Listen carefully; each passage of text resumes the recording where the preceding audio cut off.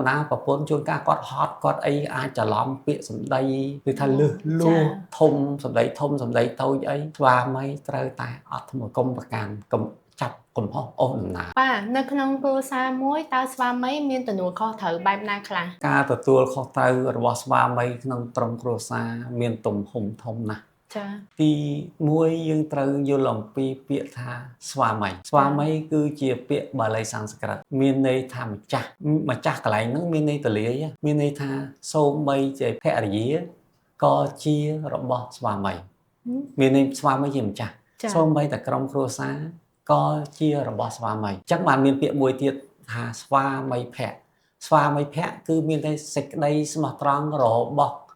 មនុស្សម្នាក់ចំពោះចៅហ្វាយនាយចា៎ឧទាហរណ៍យើងនិយាយថាតែសុខ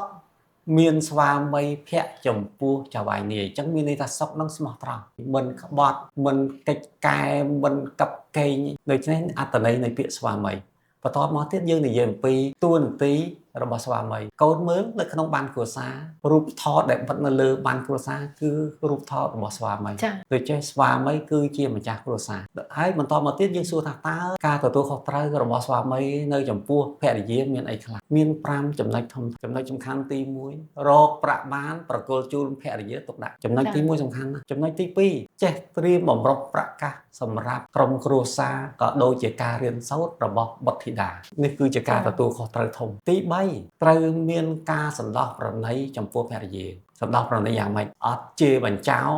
អត់វាយដំអត់ប្រើអំពើហិង្សាទៅលើភរិយាចំណុចទី4មានចិត្តអភ័យទោសអធ្យាស្រ័យទូលំទូលាយចំពោះភរិយាព្រោះធម្មតាប្រពន្ធជួនកាលគាត់ហត់គាត់អីអាចច្រឡំពាក្យសម្ដីគឺថាលឺលួធំសម្ដីធំសម្ដីតូចអីស្វាមីត្រូវតែអត់ធ្មត់កុំប្រកាន់កុំចាប់កំហុសអូសដំណើរទី5ចំណុចសំខាន់បំផុតត្រូវតែចេះស្រឡាញ់ភរិយាព្រោះភរិយានៅជាមួយយើងមិនមែនតែឆ្នាំទេណាចា20ឆ្នាំ30ឆ្នាំដូច្នេះភរិយាត្រូវតែចាស់លាក់សម្រស់ដូច្នេះត្រូវតែស្រឡាញ់ភរិយាមើលថែទាំភរិយាចំណុច5នេះគឺជាចំណុចដ៏សំខាន់របស់ស្វាមីត្រូវធ្វើដោយសេចក្តីទទួលត្រូវខុសត្រូវខ្ពស់ចំពោះភរិយាចឹងបានន័យថាស្វាមីគឺត្រូវមាន